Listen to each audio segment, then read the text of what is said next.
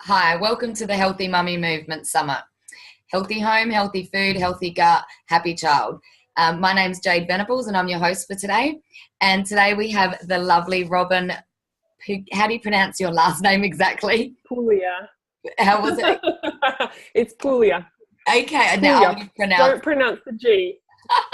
I would have pronounced it wrong, so I'm so glad I asked you.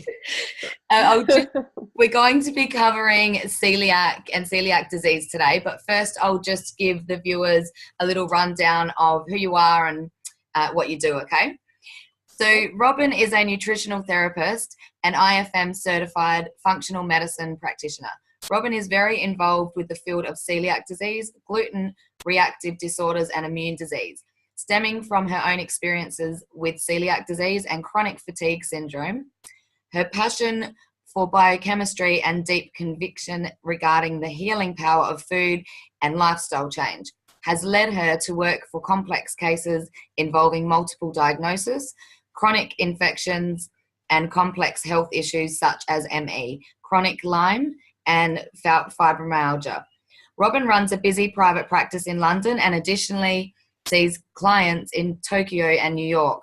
She also has a virtual practice via Skype that allows her to work with people who are unable to visit her in person due to ill health or distance, which is awesome because anyone that's watching that really resonates and wants to work with Robin or, have a chat with you that, it doesn't matter where you are, they can actually get in contact with you. Yeah. Additionally to consulting, Robin provides technical support and clinical education for Regeneris laboratories and mentors other nutritionists and physicians on all aspects of nutrition and functional medicine.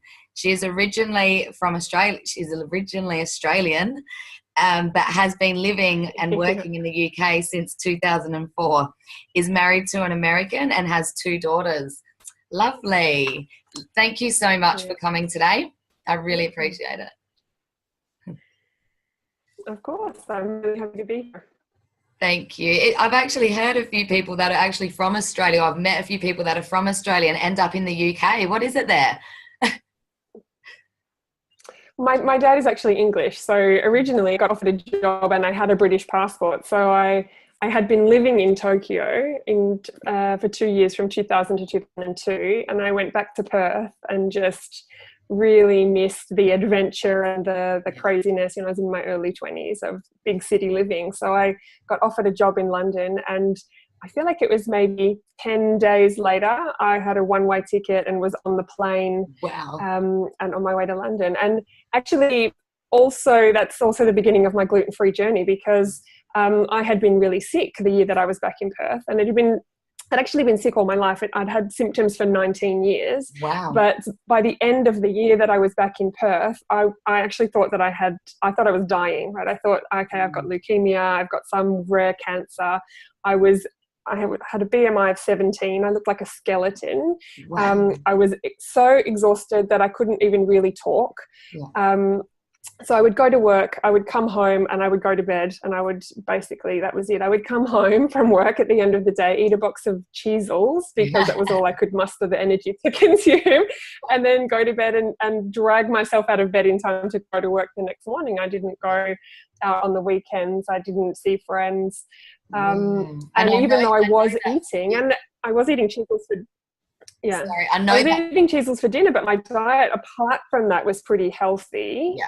And I just couldn't keep the weight on at all. I was super underweight. So I went to see a doctor in Perth, and I took my entire medical history. I had to wait 6 weeks to get an appointment with this doctor. She was at this female health centre, and I thought, I'm just desperate for someone to actually listen. Mm-hmm. And she was the one that sort of pieced the pieces together. Wow. And sent me off for celiac testing. And as soon as she said, I'm going to test you for celiac disease, I immediately knew that that's what I had. I knew that the tests were going to come back positive. The blood test came back positive. I went and had an endoscopy that showed total villus atrophy. And it was during that time I got the results. I got offered a job in London at the same time. So I basically ate a ton of pizza in between the time I got the job in London and when I got on the plane. And on the plane, I ordered a gluten-free meal. And that was the sort of delineation between old life and new life. Yeah. That's incredible. It does feel like I know the feeling of not being able to talk. That's what I was going to say is you can hear everyone and you can, it's almost like because I was borderline diabetes, I know that that's what the feeling is. It's like you're going into this, I don't know, you're just like, you can't get up. Everything's all heavy. Your whole body's heavy and you want to talk, but you can't get your words out. Yeah. But it's like funny. Being underwater. It's horrible. I know that feeling. And that's another thing I was going to ask you, because I don't always believe that, for me anyway, like I did have borderline diabetes because that was tested, but and it well food related obviously, but it is gluten that does tip you over the edge sometimes, where you have those those effects, like passing out just about. Well, I mean gluten is it's one of the most inflammatory foods that we eat, for sure, and it's inflammatory in lots of different ways. So people can be affected by gluten in lots of different ways. It is a refined carbohydrate if you're eating it in the form of white bread or pasta or crackers or whatever it is. So you're going to be getting those blood sugar fluctuations and, bottoming out from it that way. It is just generally pro-inflammatory. So even if you're not having antibody-mediated immune reactions, it's still creating pro-inflammatory cytokines. And if you have a balanced diet and your body's healthy, then that's just part of your internal metabolism, and it's part of the checks and balances that we go through all day. But if you are already inflamed because you have a metabolic issue such as diabetes or insulin resistance, or you're dealing with an infection, then it can certainly be that added layer of inflammation that tips you right over the edge. And when you lose immune tolerance to gluten and you eat it and it's now creating antibodies, then you end up with a really disproportionate inflammatory reaction from the gluten at that point. So there's lots of different ways that it can be problematic, for sure, and tip you over the edge, as you said. Definitely. And I wanted to ask the question, where do you think we went wrong, and why is gluten intolerance such a big issue these days? Because I know a lot of the viewers there'll be some people still on the fence, sort of going, is this a money-making scam, or because out of nowhere there's aisles now when you go in the shop, which is fantastic. It's gluten-free this and gluten-free that.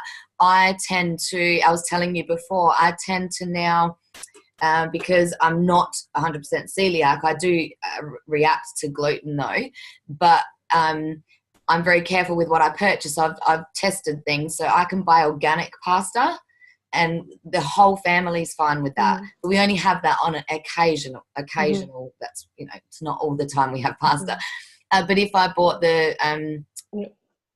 but if I bought the other pasta, well, completely different story. Tired, bloated, not feeling good. Kids have got stomach aches. So where do you think we went wrong with it?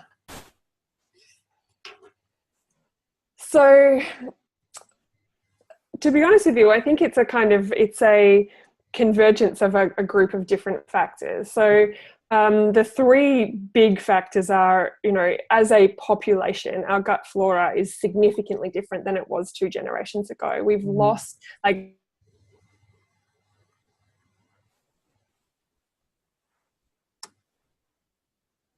Oops. I've lost you. A significant number of types of bacteria from our parents' generation and then from their parents' generation, right? So we're already working with a reduced population, which is going to have changed the way our immune system interacts with our environments, okay? So first of all, that's the first variable. Gut is different, therefore tolerance is different, and messaging about the environment is different. Secondly, of course, we are living in an environment where we are exposed to many, many, many, many, many more environmental chemicals than our parents were and their parents were. Yeah. Some of them are less, okay? They've taken lead out of the petrol. They don't spray us with DDT anymore. So they've taken some things that were significant, significant poisons away, although they're residual in the environment. But, there's something like 80,000 different chemicals that have been released into consumer population without even having any safety testing done. Women are exposed to 150 different chemicals, I think 150 before they even leave the house in the morning, just from getting up, washing their hair, putting on makeup and spraying perfume and then leaving the house, right? So environmental chemicals change our gut bacteria and our immune system again. But of course, part of that is we're spraying the food. We're using glyphosate, and we're using lots of different herbicides and insecticides and toxins that are directly on the food, and we're layering them. It can be not just a single one, but multiple rounds of a fungicide and a herbicide, and etc. And then of course it's the packaging. It is what we're actually doing to the food itself once it's managed to be grown and farmed.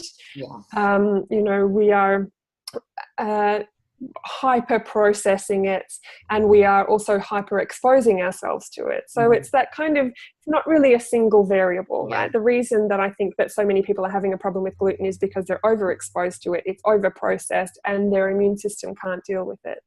But there's lots of different sort of steps that go into that being a problem. The other thing that I think it's important to recognize is that there is a real differentiation to gluten reactivity. Okay, so there is straight up like gluten reactive autoimmunity, and there are a few different autoimmune diseases in that category, right? You've got gluten ataxia, you've got celiac disease, you've got dermatitis herpetiformis.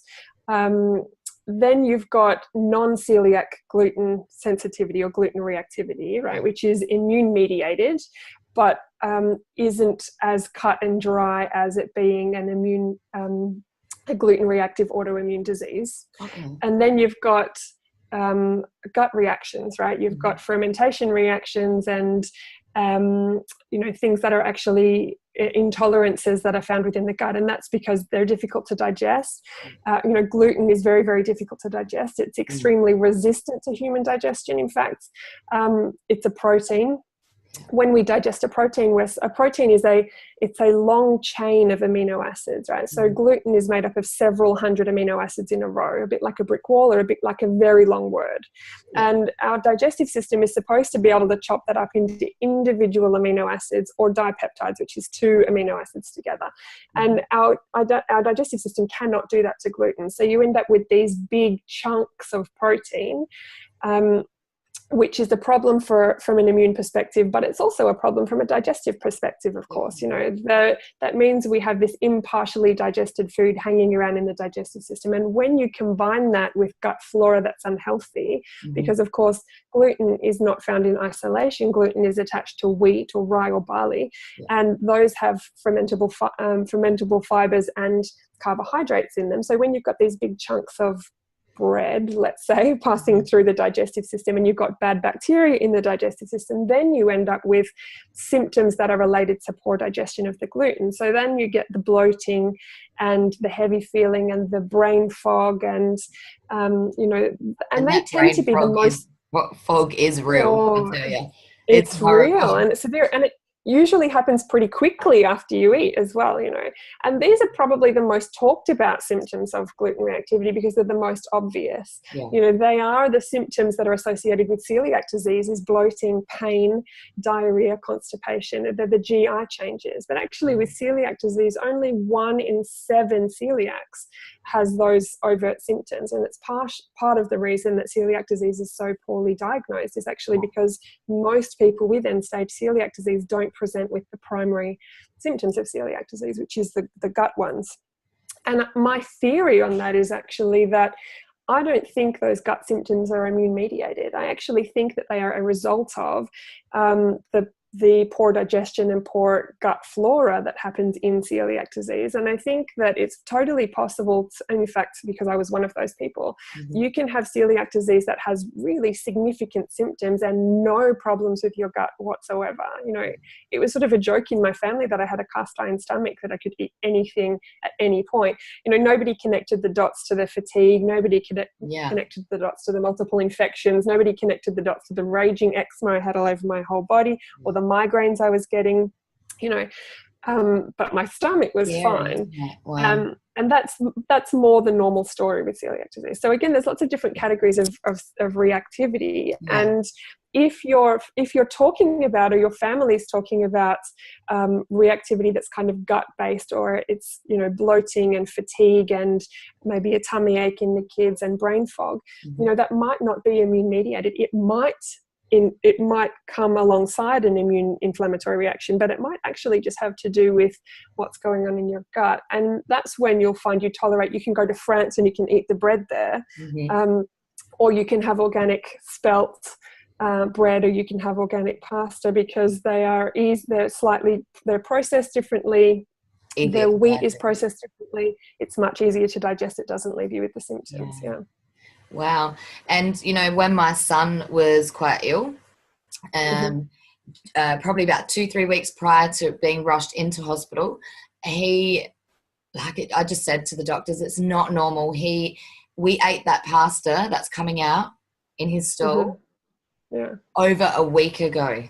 Like, you know, and because he was 18 months, he was nearly 18, 20 months. I don't know exact times and dates, whatever, but it was around the 18. It all blurs together when you've got little kids. It was, and it was horrible. So he had lots of issues going on, you know, like I would make everything thinking I'm making homemade pasta, like it's my own sauce, and like he was healthy.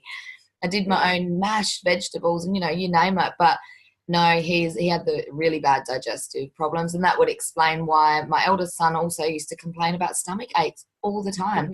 And we never put the dots together until my son got really ill and we had no choice but to change our health. And then my son stopped getting stomach aches, my eldest son. We're like, right, okay. And I obviously felt better too. So it's just incredible. And another thing I was going to ask you was, are the symptoms in children a little bit different? Because I know some babies can't, when I say babies, like my son was only around 18, 20 months, he can't really tell me exactly, you know, what's going on. But after eating, what sort of reactions or symptoms would a child get to sort of have your ring, you know what I mean? We sort of go, okay, well, that could be related. What's the red flag? Yeah, red flag. I was trying to think of the bells ring. That's what I was trying to think of. So in kids, I think the things that you want to be looking for are like bloating and distension in the gut, your child complaining of a stomach ache, them feeling lethargic or not being that energetic, or the inverse of that is having problems sleeping and settling down. It can be very overstimulating for children. Any unhealthy bowel behavior, right? They're going too much, they're not going enough, they've got undigested food in their nappies or in their poo. So anything related to the gut not being perfect. And that can be difficult because, of course, you know, we're all obsessed with looking at the nappies and you know, what's coming out of our children. And there's lots of different variables that affect that. But certainly if there's a problem, you should be having the thought in your mind, could this be gluten? But the other things really include that I think there's maybe less awareness around is eczema. And eczema, when you're breastfeeding, you know, eczema in the baby can be a sign of food intolerance in the mother. So dairy is a big one, gluten is a big one for that. And then, of course, as you're weaning the child onto foods, you need to be thinking about food reactions if they've got any kind of skin condition at all. And then there's also behavioral, right? So gluten affects the brain really significantly in adults and also in children. But if your child is gluten reactive, one of the things that might be happening is, as they're not breaking down gluten into those individual amino acids in the dipeptides, what can happen is that you actually break it down into a molecule that's known as gluteomorphin. And gluteomorphin is called that because it's a breakdown product of gluten, but it interacts with the brain the same way that an opiate or morphine does. Wow. And it has a very big impact on children's brains. So you see that in like the ADHD, the autistic spectrum, that, neurological and sort of behavioral side of things as well. So and there's quite a big spectrum of things with the kids. Yeah, definitely. And how soon after could the behavioral issues start? Like 10 minutes after? Yeah, 10 minutes. Listen, immune reactions start in the mouth, okay? Yeah. In your saliva, you have secretory IgA, and it's an IgA reaction. So once you've got an established reaction to gluten, the immune system response starts when you put that food in your mouth. I know people with celiac disease who sometimes cave into a craving and they'll chew a food and then spit it out again and think that it's okay because they haven't swallowed it and that it needs to interact with the gut. But your immune system is systemic and it starts in the mouth. So as soon as you put it in the mouth, that inflammatory response can start. So before you've even started actually digesting it in the gut, it can start. Or it can be 2 or 3 days delayed. Yeah, definitely. So or a couple of hours delayed. There's sort of anywhere in between 10 minutes and 3 days is a... Yeah, just for, so the viewers can be a little bit aware, because if they're worried, that could be my child's problem or that could be their problem, just always try to put the dots together, really, isn't it? Like, have a think about really what you ate last, or sometimes you can even keep a symptom diary, and see if you can see patterns that are coming up. Definitely, like, it can change your life. Like, just changing one thing can just change your entire life, of the way you think, your emotions, the way you deal with things. It's just incredible. It's like having a whole new life again. It seriously, I mean, we are what we eat. Everybody talks about that, but it's a literal fact, right? You are literally what you eat. Your body is made of the food that you consume, and it functions according to the food that you consume, combined with your gut bacteria. So just changing your food has the ability to change your body and therefore to change your life. And it's so important with kids, I think, because if you imagine a kid who is going through school unable to concentrate, unable to think clearly, unable to remember properly, tired, easily distracted, think about the future of that child versus the future of a child who's able to pay attention, remember things, regurgitate information for exams. That child has and is happy and well rested and all of those things. That child has a completely different future than child A. And just changing the food that your child is eating has the ability to change your child from child A to child B. It's a very, very powerful tool. It's very important, I think. Yeah, definitely.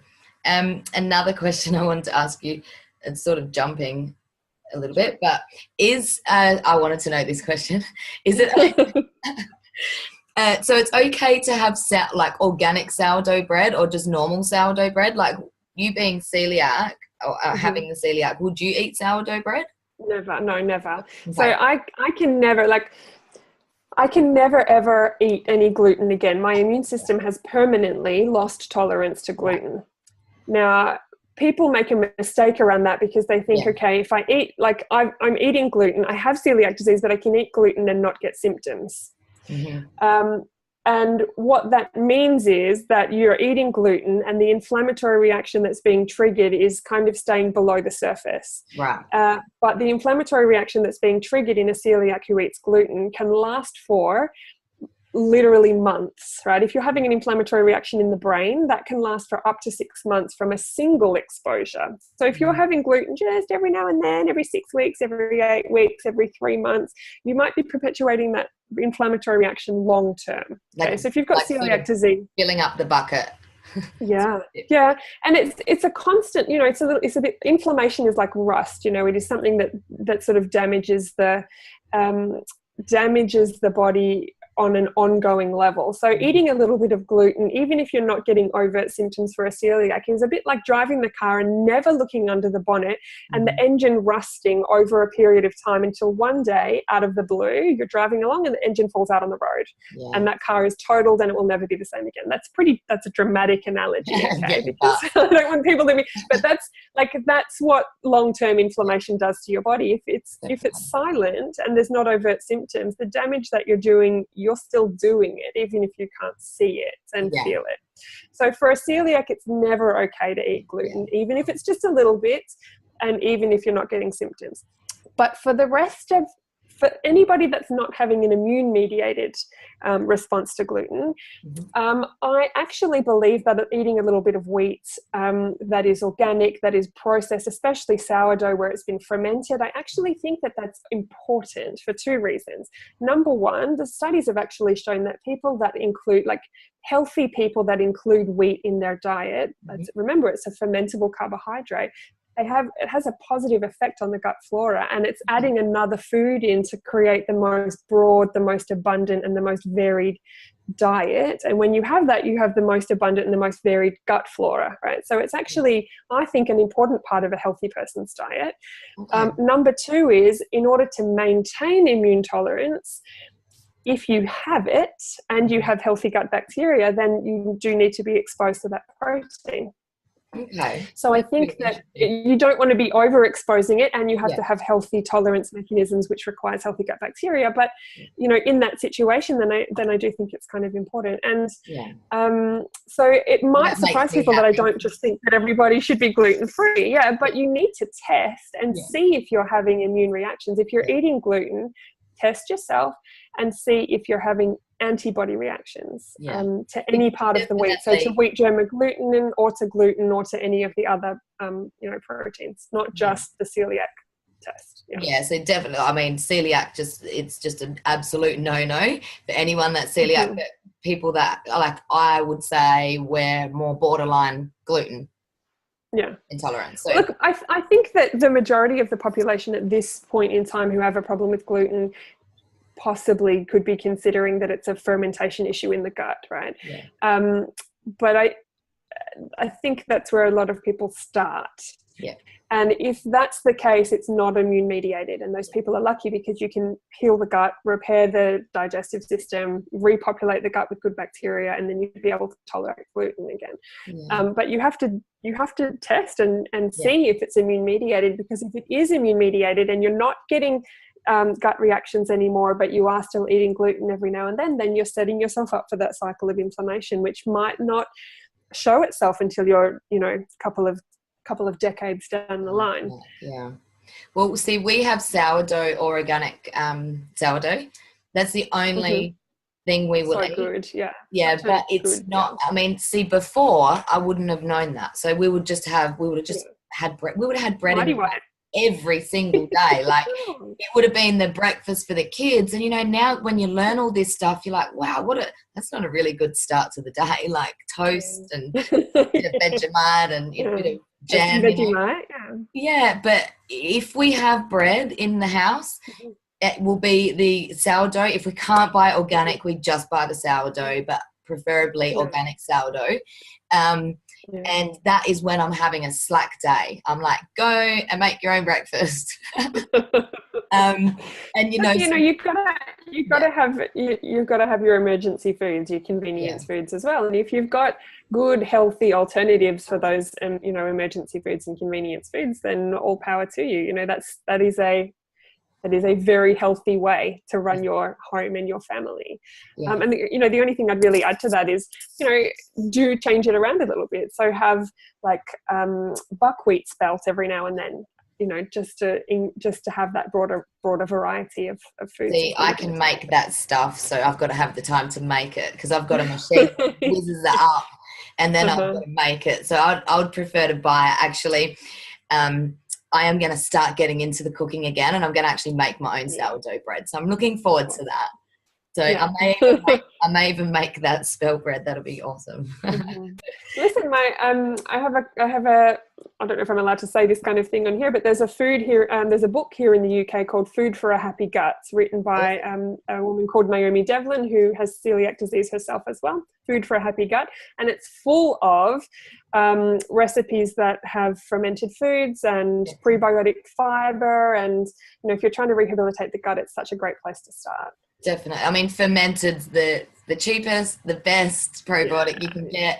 Again, when I have time, I'm going to start fermenting foods. But at this stage, we just take a probiotic. But listen, the prebiotic fibers are really important as well. Really, with the gut and the gut bacteria, it all comes down to fiber. Yeah, definitely.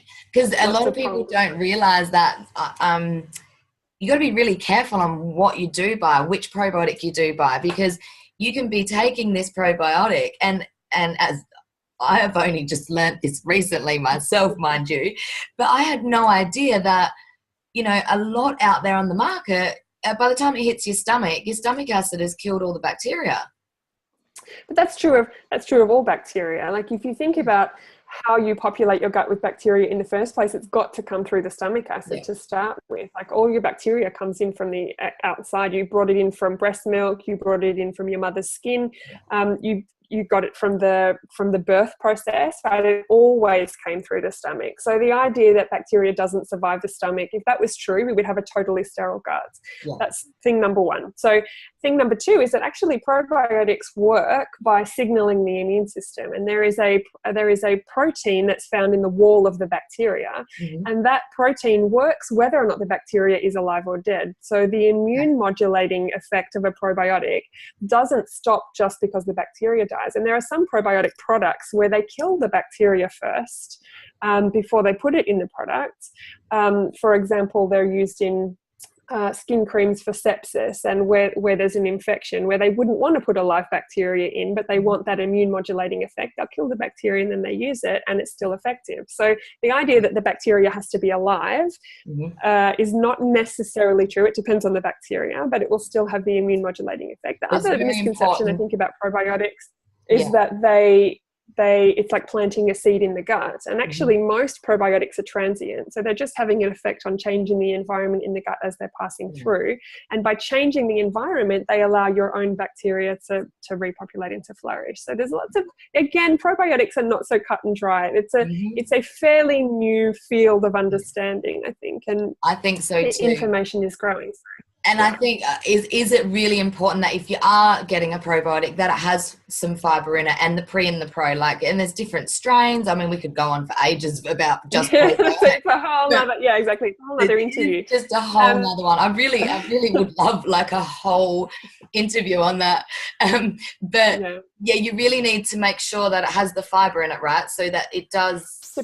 It depends on your gut health. Okay. Some people won't tolerate having a prebiotic fiber in a probiotic product like that. So my advice is usually don't just stick to one probiotic. You should kind of be cycling them through so that you're getting lots of different strains and lots of different prebiotic fibers, and not really just sticking to one thinking that this is the magic bullet and it's the probiotic for everybody. And, just and if you can actually try a new one. Fermented food, that's fantastic, isn't it? If you do it exactly, and make sure that you're eating some asparagus and some eggplant and some cold rice or some cold potato for that resistant starch, and making sure that you're getting that variety of colorful food so that you're eating all 6 colors every day, so that you've got the phytonutrients and have some herbs and spices and and a probiotic and some fermented foods and it's a whole, and you don't even have to do all of those things every day. It's just that you do a couple on this day and a couple on that day. And it's a bit like having a very big, complicated garden in the backyard. You don't go out there every day and replant everything and weed the whole garden. You go out every day and you do a little bit here and a little bit there, and then